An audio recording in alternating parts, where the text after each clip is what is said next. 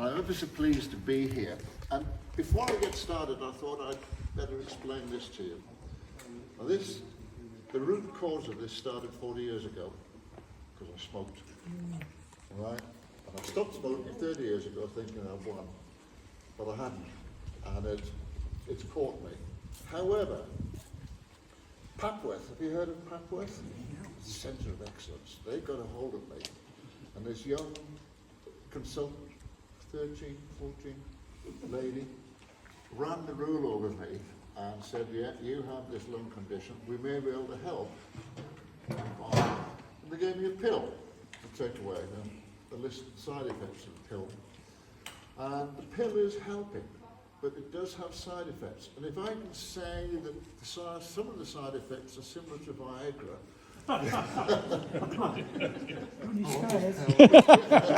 yes. My wife now has warned all her female friends to stand well back from me. And 2 days ago they doubled the dose. Anyway, so that's why I have to have this. But I have a son and a grandson, and they carry it around and look after me, this and that. Back to Lotus, the 1960s. I came out of the Air Force, 5 years in the Air Force, scratched around for a little bit, got a job at Lotus, assembling Lotus Elites. 3 months, bored to tears, got a job at the service bay there, bored to tears. But whilst I was in the service bay, I did some work in a Team Lotus transporter, and Jim Endrewhite, you remember that name, said, come and work for us. Best day of work I ever did. So I went into Team Lotus, worked my way through it, finished up running the Indianapolis team, and there's Jimmy, having won in 1965. Now, there were some ups and some downs, and a lot of people have asked me, what was Colin Chapman like? Well, Colin Chapman was a particularly brilliant guy, but at the factory, you would have to get out of his road. Just do not be around when he was around. At the race circuit, he was a different character, totally different. There, considerate, the whole thing. And he knew what he was doing, he really did. Some of the, I don't know if you want to hear this actually, I can only call them escapades. Some of the things that happened at Lotus. This is at Delamere Road. We were mechanics then, and we'd be in Team Lotus, and we'd have lunch, a sandwich, and this and that and the other, and the directors would stroll off to wherever it was to have the lunch and come back again. Now there's a thing called an acetylene bomb. Has anybody heard of an acetylene bomb?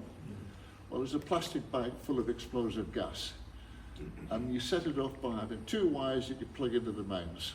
And we had one of these, but instead of a plastic bag, we had a dustbin underneath a car ramp. And we fired this off just as 2 directors were strolling past on the way back from lunch. Unbelievable. They didn't break step, I understand, but word filtered back down again. If that ever happens again, you're out. So that was one of the escapades. I can go on about that, but my mind keeps switching to Indianapolis. I don't know if you want to hear about Indianapolis, the American side. Indianapolis was a totally different thing. And we went there in 1963, nearly won the race, and blew it because we had the wrong tyres on. Nearly won. 64 was a disaster. 1965, Len Terry designed this car. It was an absolute peach. It was a wonderful car. We had it built, plenty of time, got there, ran it every morning. We'd leave the garage, run a few laps, go a little faster than the day before. The Americans found this really demoralizing because there were nowhere near us. And on race day, Jimmy just cleared the field by about 2 laps. It was unbelievable. One of the little things there on that car was the refueling. You had this big spouser, no pressure, and a hose, and into the car. And normally it would take probably 35, 40 seconds for this to refuel. And we got it down to 16 seconds by, on the inside of the tank, having a cone like that to the outlet, and it just, Americans couldn't believe it. These only 16, they haven't filled the car, they'll stop. Didn't work that way. Wonderful. It was really, really good there. Another thing in America, an escapade, again, sorry. Mike Unwood and I, poor old boy, were working late one night doing something or other, and we had to run the engine and check the gearbox. So we ran it up and down Gasoline Alley, and we couldn't get into a high enough gear, so we thought, right, we'll just take it onto the pit straight. Well, as we're on the pit straight, why don't we go around the track? So, so he sat in the engine cover with a torch, and I drove it all the way around Indianapolis by torchlight. And you should have seen it when we got back in. All the American officials there. There was one particular guy, his name was Clarence Cagle, and he wore glasses. And you could not look him in the eye, because if you did that, he would turn you into a pillar of salt. It was just unbelievable. So all the Indianapolis bigwigs there, somehow or other, Colin Chapman managed to calm the situation down from afar. And we moved on from there, but that was an interesting experience. What else would you like to know? About the elite. About the elite, David. What can you tell us about the origins and the elite, right, and especially the twin cam? Right, fine. How did that come about? The elite. Well, I was running loaders components at the time, hating every minute of it. I hated it. I loved team loaders. I hated. Colin Chapman taught me to running loaders components. It's the worst thing I ever did in my life. Whatever. Fred Bushell said, well, look, you need a company car. There's an elite shell and bits and pieces and stuff. Go and build yourself one. When you get it. Yeah. So off we went. No engine. But there was a twin cam engine that belonged to, Colin Chapman's favourite twin cam engine. So we had that. And without a great deal of fuss, this twin cam engine slid in a few little modifications down on the floor there. And if you look at the underside of the car, there's one or two struts we had to put in to strengthen it. And it slid in quite nicely. So we finished building the car, sort of. In the meantime, back a few paces, I'd been walking up the car park. And the guy that ran the service business, a guy named Trevor Shan, and he brought this girl in to work every day. So I was going this way, they were coming that way. And she was a tall girl wearing a grey miniskirt. And I was watching her. Well, I went out with her 24 hours later, and 24 hours later I asked her to marry me. And 5 weeks later we got married, and that was 55 years ago. No messing around. You can't, these people these days have just spent years and years. But the twin cam, we then took it all the way down to Palanuro in Italy. No air conditioning. And it was as hot as hell. And when we got there, it was hotter than all this lot. And after 2 days, we came back and went to the Lake District, and it poured and rained every day, and it was wonderful. So the elite, yeah, that's what happened there. We had it for a while, actually. I actually had a tow hitch on it. Put a tow hitch on it. And I used to pull a sort of a little Irish speedboat thing that we used to go up and down the Broads on. But I can't see it there at the moment. Do you remember the installation, Dave? Was it relatively simple? It was surprisingly straightforward. A lot of bodywork modifications? No, just underneath the engine, there was a cutout with a piece of steel bonded in there, and I had to modify that. I had to cut something away to get the engine down with the exhaust down, and then I thought, well, they've lost a bit of strength there, so we popped the stay across it. But it was pretty straightforward, actually. The sump hung down a bit below which wasn't a clever thing, but never really troubled us at all. But it slid in quite well. And then performance-wise?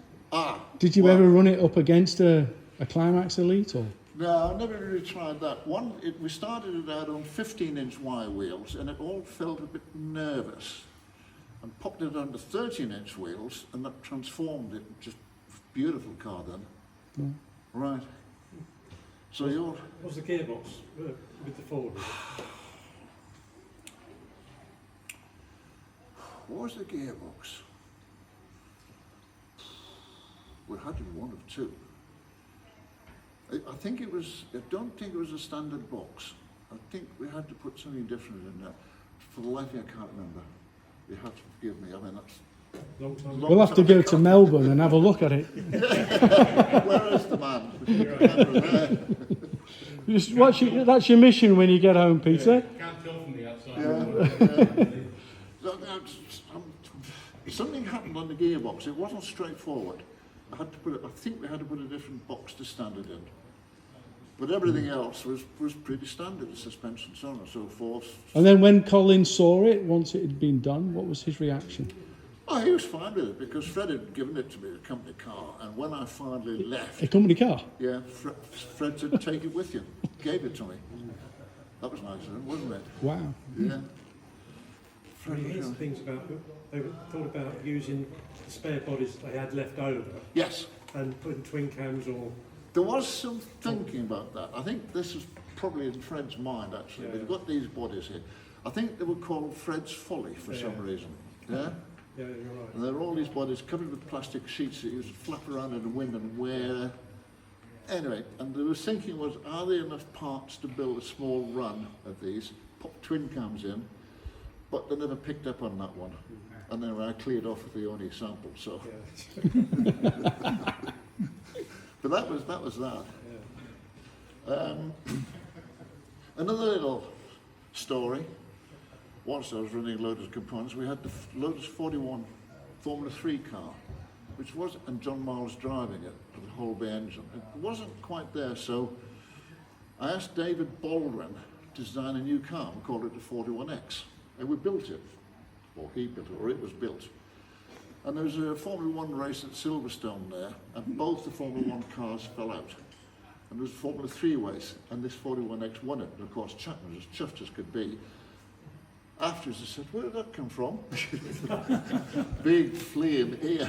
Because he knew nothing about it. Oh, well, these things happen, don't they? Yeah. So, where are we? What else would you like to do? Would you like to, you obviously like to talk about elites. Yeah, what else was special about this car? It used to have a tow hitch on it, used to tow the boat with it, used to travel around in it, lead engine in it, eventually sold it, used that money to start a business. What was it like? Were you there in the development stage of the Elites? You know, No, that was down. That was 56, 67, Yeah, right? that was prior to my arriving there, so they had elites in production then, and the production line was quite primitive actually. How long did it take them to roll an Elite off the production line? God knows, but it was a primitive operation, I remember. A bit manual. Oh, God, yeah. You had to fit a headlight, and you had this tool you popped in, and you had to get it just right before you drilled, otherwise the headlights would be... Cockeyed. Yeah, They still are. I remember you had to put a damper into a casting. And you had to heat this casting up with a blowtorch so that it didn't quite melt, and get the damper in quickly. On the Chapman's And if you didn't trucks, get right? it in, it was Yeah. just what a situation that was. And so you had all these elites coming up this production line, and then you had the line here for rectifying things, and that was just as big as the production line. But they went out, and there was built-in horror stories. I mean, the rear suspension was, there was a rubber ball, A rubber ball, yes.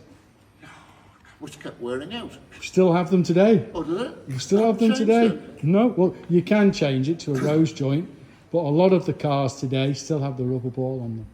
The cars out there, some of those, I know mine has the rubber ball still on. Really? Yep. So good to know that they were still in question even back then, right? No. Okay, well, that's great, I think, David. Yeah, without dragging more memories out of you.